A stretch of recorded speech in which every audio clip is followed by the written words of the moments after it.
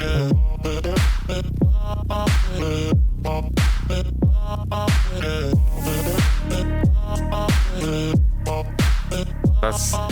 one of the main reasons why we're doing what we're doing. It's not just about the money, you know. We're doing this because we like it, because we like it, because we like it. It's the satisfaction. Hi guys, welcome back to the project 24. That's how I call it anyway. I love the old British houses, how they've been built. I don't know, was it lack of money or lack of good labor after the war? But all the houses that have been built after the war, they are in a very bad nick. But this is by far one of the worst ones that I've seen. Let me quickly show you a few little issues, well, not little, they're serious issues, but let me show you some issues here and how we resolved it and how we're going to resolve it, because we're working on it at the moment. So, issue number one was that all the bottoms, you see all of that there, all along the house, all the way around, it was all rotten, falling apart, and that created a lot of cracks above it. But we, as you see, we rebuilt it all. We bricked up this wall as well. There was a door here initially. Everything, you see the wall, it's like kind of bowed, because the wooden beam there wasn't holding too much. All of this there, it was also, you can see this whole section, we rebuilt it because there was a bathroom above it. Everything is rotten. As you see, we're removing the timber there. So in there you see the joists, all the joists are resting on the timber, and that timber is rotten. So we're removing section by section, and we're packing up with a dry pack. So that's one of the issues. Another thing, like all the bottom here was also falling apart. The wall above it, which is see that grey steel beam, that's the Flinch Beam we created there. It's not finished yet. Just gonna sandwich it and bolt it together. But the wall above it is resting on, it was resting on nothing really, just on one single joist, which is obviously not sufficient enough. We're rewiring the whole house, and we just applied for to remove that main fuse. That main fuse is must be about 100 years old, and is quite bad. Anyway, the entire joist of the upstairs was actually resting on the window. We've added this beam here across, as you see, but previously it was resting just on the window bay, and the window bay has cracked from the outside, and it was literally, as we were jumping, like it was moving, like that. I don't know, it felt like, okay, it's gonna go anytime now. Yeah, we supported it with the beam, and also let me see if I can see it from the outside here. I'm going to pause here. Take a look at this crack. Does this look cosmetic, or does it look a bit more serious than that? The surveyor said to my client after the survey that this is a cosmetic issue. Now, I am not a surveyor or structural engineer. I am an experienced builder, and I can tell that this is a serious structural issue and it needs resolving immediately before someone gets hurt. This house had so many structural issues, and it was all signed off by the surveyor as safe and sound. It's scary really, if you can't even trust the surveyor's report. Anyway, let's move on. I don't know if you can see the crack there, yeah, so does not look too good, but anyway, I believe we fixed the problem by adding that beam, and let me show you. We're gonna improve the stairs as well. The stairs are falling, and we've added those straps. Not all the cracks that were in the wall, we had it resined with a special mortar resin, and this is how we strapped it. It's a bit of a DIY job. This is how we strapped it, so we used the straps to kind of hold it all together. Then we raised it up with an across from the bottom. Then we strapped it, released it, and everything stayed in place. So now it's all good. The chimney, here are the steels for the chimney. We're gonna do this the proper way. So, I don't know if you've seen my previous video. That video wasn't very popular, only had like 100 and something views, so maybe you haven't seen it. But anyway, chimneys are terrible. So we're going to start working on this in a minute. And then we're going to install proper steels, pat stones and everything. And then we'll show you how it's done correctly. So that's it for now for the introduction. I'll show you how we did some of the demolition, and yeah, it's starting to take shape. From like next week, we should be doing some real work, like start wiring, plumbing, because we're gonna run completely new wiring, completely new plumbing, new plasterboards on the walls, new ceilings, insulation. You know, new bathroom, kitchen, all of that. It's a nice project. I enjoy jobs like this, you know. Get it all out and start from scratch, start from new, and give the people nice home for years to come. We have discovered a lot of issues after the demolition. Some of them were apparent before, but we never expected to see this many. Unfortunately, the client has a limited budget for this project, hence we did what we could to rescue the window bay. Ideally, the bay should have been dismantled and rebuilt. After taking the ceilings down and stripping the render, majority of the walls needed a little push to fall. And again, ideally, they all should have been removed and new partition walls should have been built. In a while, you will see what we did to save them. Let's pause again. This is Flinch Beam we're creating. What is Flinch Beam? Simply, it's a steel plate sandwiched between two joists. There is a brick wall above it, resting directly on the floor. One joist holding the weight is not enough, so lightweight Flinch Beam is the answer, and this is how it's done. And in here, the Flinch Beam is done. So as you see, there's a timber, steel plate, timber, another timber, another timber. I mean, initially you're supposed to only put 2 timbers and a steel, but because of where the wall is, we've added more joists here, and for just a bit of extra support, and it's all bolted with the bolts, as you see, and then everything is going to be dry packed with the dry pack is already started on this. So you see, this is all like mortar, like compacted in with a hammer, a bit of timber. We just whack it in, fill it all up nicely, just like it's done in here. Because this was all rotten, so we removed the timber and we dry packed it. That way it's solid. And this is the Flinch Beam. It's actually not flinch, flitch. Flitch. Right here, this wall, we're gonna put a big opening, and it's gonna go all the way to the top, like maybe this much away from the actual ceiling. So we're gonna install a steel beam and a pat stones. So I'm gonna do a detailed video on this, how to do this correctly. So you see that I made that cut there, and another one just there.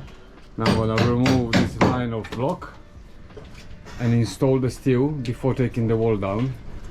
On the other side, it's all supported. I've got 3 acros holding the floor and the wall above it. So now it's safe to do that. So just removing that one line all the way across here for the beam.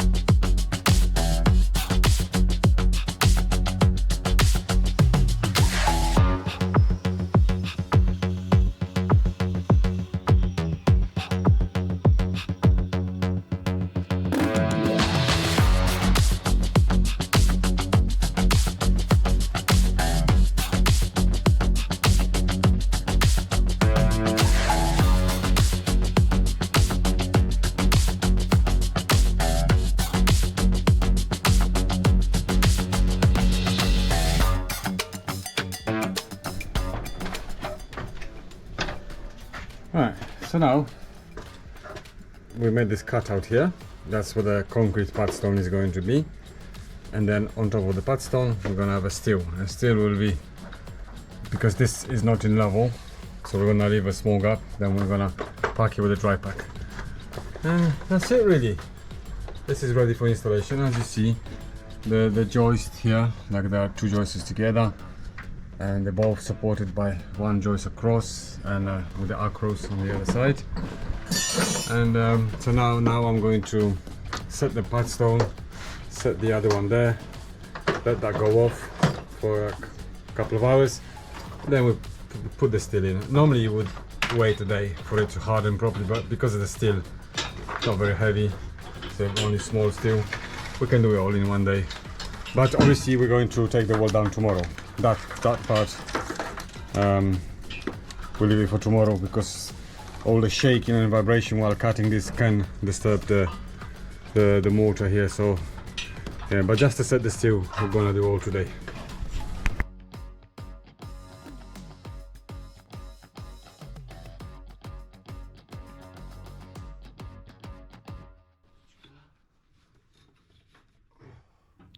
On the next day, we were very unhappy with the pad stones resting on the very weak, wobbly brick blocks. So we dismantled part of it and we rebuilt it with engineering brick, and then we rested the pad stone on top of it.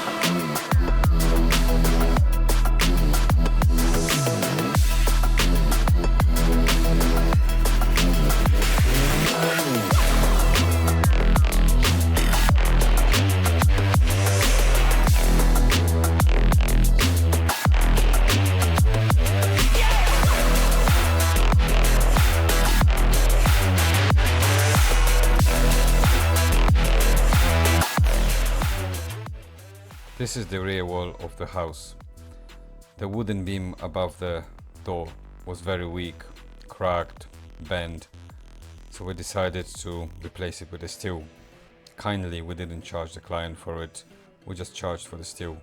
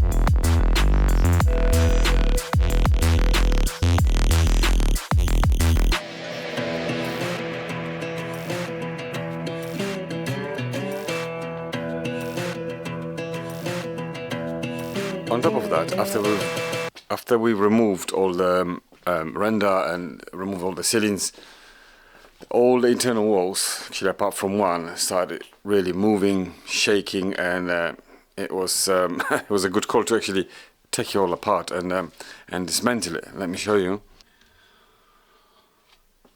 See, like this wall, we've got one strap here, another strap there, and same on this side. See those metal straps. The client doesn't have unlimited budget on this project, and taking this all down and then rebuilding this partition was too costly, so we had to save it, and that was the only way we could do this. So we've got, like, it's just everywhere. Every single one of those walls is strapped with the brackets. Here, more brackets. Here, brackets. Only this one wall here. This one is solid. Anything else? This one. I had to put 4 of those here. Here's just, honestly, could have just gone like a push and that wall would just fall. That's how bad it was. Oh man, yeah. It's, as I said, this wall was good. This one, bathroom wall again. Got 3 of those brackets here. Yeah, it was. We had some inside as well. This is all covered now with the plasterboard. Very bad condition. This house is in a very bad condition. Absolutely every single aspect of this house, the brickwork, the stairs, the woodwork, everything was rotten to bits. You know, and but I think makes it more pleasurable for us to work on a house like this, because in the end, when it's all done, and then we step back and look at it, and the satisfaction is there, you know, and that's one of the main reasons why we're doing what we're doing. It's not just about the money, you know. We're doing this because we like it. It's the satisfaction and joy. Now, in a few words, a quick summary.